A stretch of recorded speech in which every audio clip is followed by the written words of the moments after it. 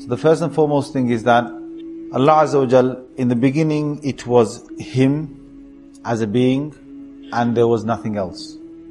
So He wanted others or creation, He wanted a creation to know Him. So He created the creation. So the first thing He created was the pen. And He told it to write everything that would come into existence. Everything of His irada, of His will, whatever He's going to will.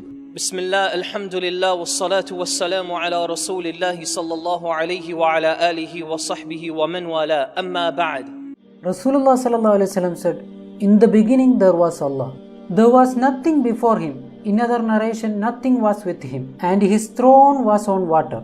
And He wrote in the tablet everything. And He created the heavens and the earth. And when the Prophet ﷺ says, خَلَقَ اللَّهُ الْقَلَمَ, that Allah created the pen, he says, وَكَانَ عَرْشُهُ عَلَى مَاءٍ, that His throne was settled upon water. So the scholars, they take from that Allah obviously had created water before the pen, but we don't have much details yet because the heavens and the earth had not been created. But it makes sense because water is the source of everything. What are the dimensions of the pen? How does it look? We have absolutely no idea. I mean, in this world, every pen looks so different. You know, you can't imagine what this pen would be. And is it a pen like the pens that we write with? Allah knows best what it looks like. And the Prophet ﷺ says, Allah SWT said to the pen, write. And the pen said, oh my Lord, and what should I write? Allah SWT said to the pen, write the details, the decree of everything that will happen and that is decreed until the establishment of the hour, until the hour begins and commences. And the Prophet ﷺ, he said, whoever dies believing in anything other than this, then he is not from me. So the pen wrote everything that will take place from that time to the day of judgment. Every single thing. We worry about our rizq. Rizq is sustenance, what Allah will provide us. We worry about our wealth. We always thinking about tomorrow. We always thinking about how we will make it in the future. Worried and terrified and paranoid.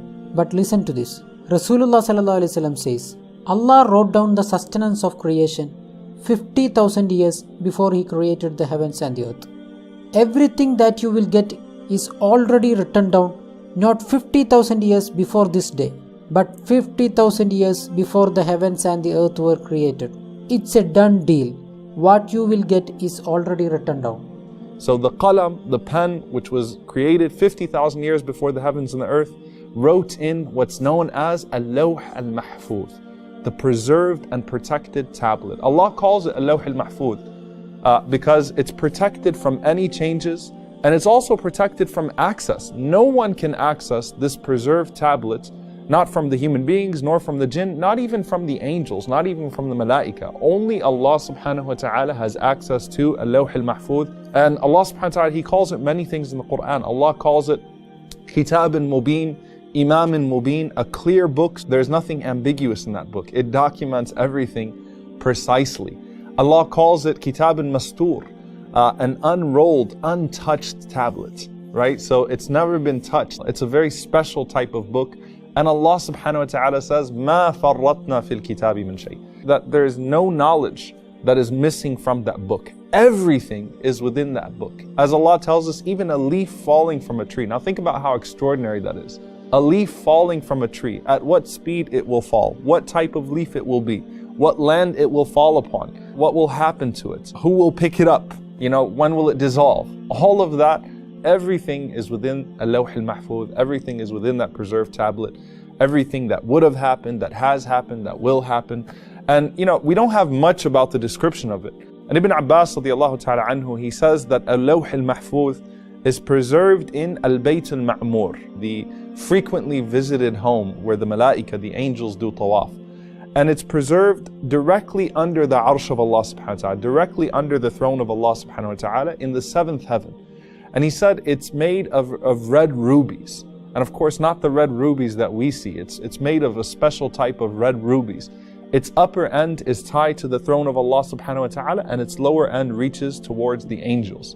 Its script is light, and its pen is light. He said Allah glances at it many times, hundreds of times a day, And with each glance, He does what He wills. He exalts one who is humble, He humiliates one who is honorable, He enriches one who is poor, He impoverishes one who is rich, He gives life to one person, He gives death to another person, and He does whatever else He wills. La ilaha illahu, there is no God but He.